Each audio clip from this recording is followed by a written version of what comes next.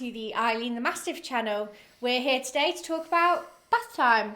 Bath time puppies. We gave Eileen her first bath, so we have actually put a video on the Fenrir Canine Training channel that was sort of like more of an informative, general puppy bath time video. But we're going to use some footage of that here too.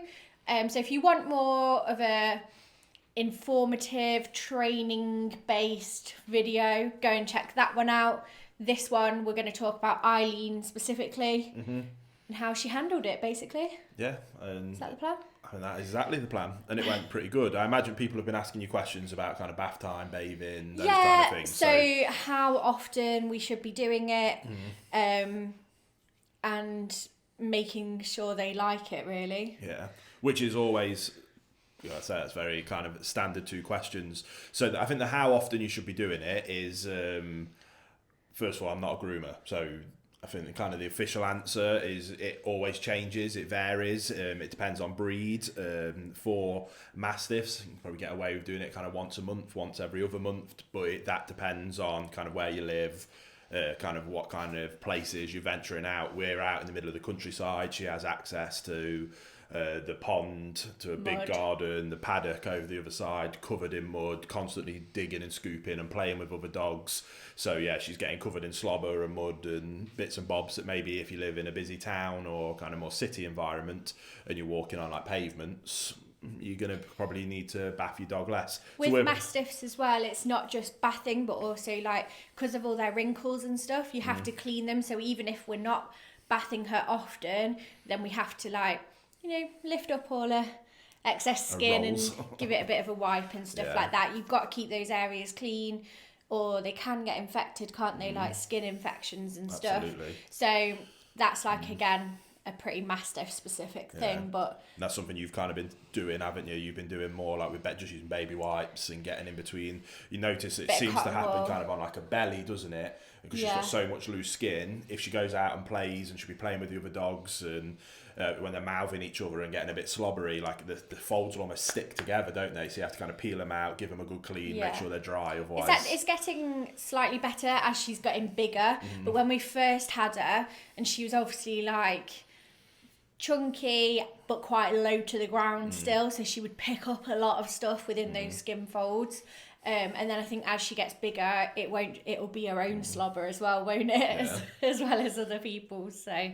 I'm doing that in addition to us bathing her. Yeah, and the bathing for me is kind of more, obviously I'm always going to come things from like a behaviour and a training and a manners perspective more so than I am grooming. So what we actually do for bath time is very basic. Essentially I kind of get her wet, I use some dog shampoo and then I wash the shampoo off and then dry her off. But for me, it's much more important for Eileen in particular to enjoy the experience and not kind of dance around. And if you go and watch that video, you see I'm not like messing around with treats. And I was going to say, she doesn't necessarily need to enjoy it. She just doesn't need to dread it or be scared of it. And especially because of how massive she's going to be, kind of fighting with her to have a bath would be an absolute nightmare. Now, as she gets huge, especially when the weather's... So we're going to have to do it outside. Yeah, but as the weather gets better, we can use a hose pipe and do it outside. Oh, it'll be cold.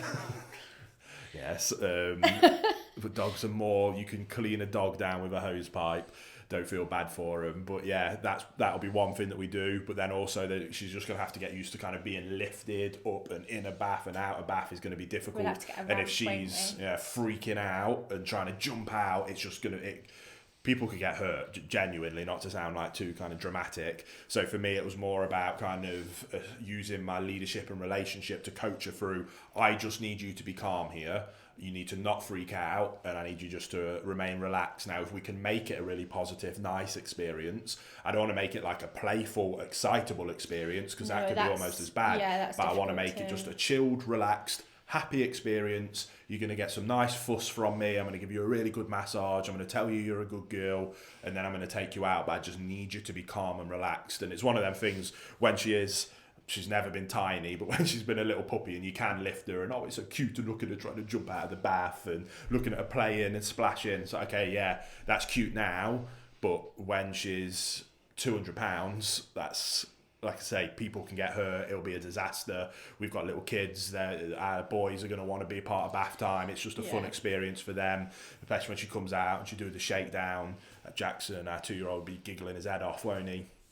But it needs to be under control and relaxed. So for me, it's just more of an exercise in kind of leadership and relationship. And it's just, again, utilising these opportunities to further that. Like the bath time is like the micro thing that people get too focused on, and I want you to start thinking about the bigger macro picture and about how you can use these little bits to inform the bigger picture. And that's kind of why I wanted to jump on this video and kind of get that point across, because the bath time's fun, it's cool, it's nice to know how she's getting on, but it is a good opportunity just to kind of help you think about that bigger picture and where it leads to. For us, like, it's hard, it's kind of one of them things that you're like, oh, I don't know if I should say this on the internet, but to us, like, a dog is a dog. So if you want your dog to have a bath, then your dog needs to have a bath.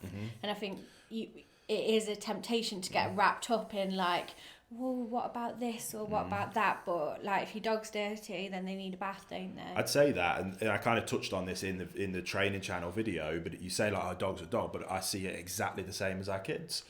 Like, if Jackson or Dexter are stinky, you're having a bath.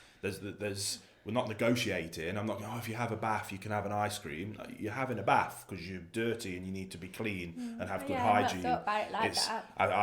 It's something I could talk about for hours, about the correlation of parenting and dog ownership. Yeah, like you being a good leader or parent in teaching them that because this has happened, this now needs to happen, and that's... It's that thing, like that leadership is love. Because I love you, our boys... You need to have good hygiene and be presentable and be clean and smell nice, and just people take it for granted. But when I used to work at special needs schools with youth offenders, that was a big thing.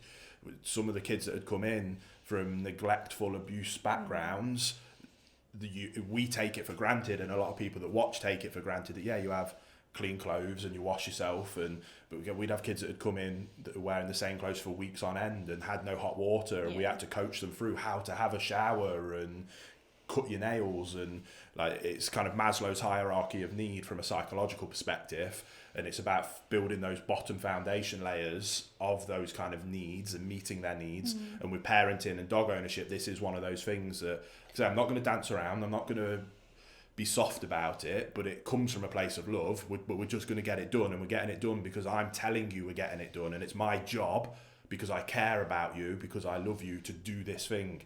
And whether that's training you properly, whether that's Dexter's going back to school from the lockdown, he's not looking forward to it, is he? He's scared. We've moved to a new house, he's going to a new school, but you're going to school.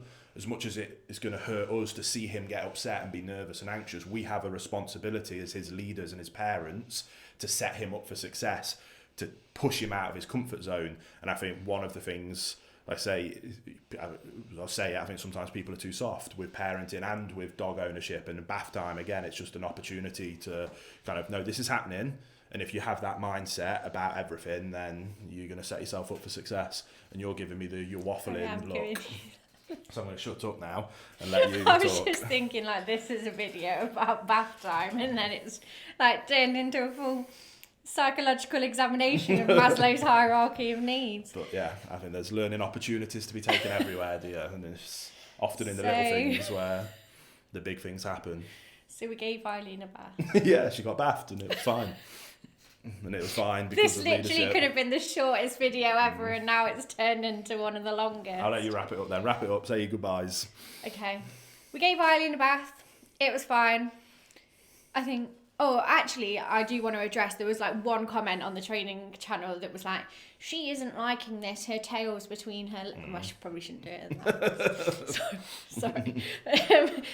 Basically saying their tail was between her legs, and I watched the video and I was like... No, that's just where a tail goes. Yeah. And yeah, like I say... Like, their tails aren't, like, they don't point... Well, they're not like Labrador going mad all the time, but nor was it, like I say, from anyone that understands real kind of canine body language would know that that wasn't anything to be concerned about. Yeah, okay, maybe she wasn't loving it, but like I say, she doesn't need to. You're having a bath because I'm telling you you're having a bath. You're not fearful, you're not, like, freaking out, and because you trust me, I'm just going to stand here and let you do it until you tell me this is over. focus on those bits and all that stuff. Again, I think it's just people being... It's just me wanting to address all the negative Yeah, comments. and it comes with the territory, though. You'll get better as... Don't think Yeah. I will. I will spent continue. years. I will continue to read them all in that voice though, because that's the voice I use for everyone who gives us a negative comment. Aye. Well, on that note, We'll see you in the next see you in the next video. video. Yeah.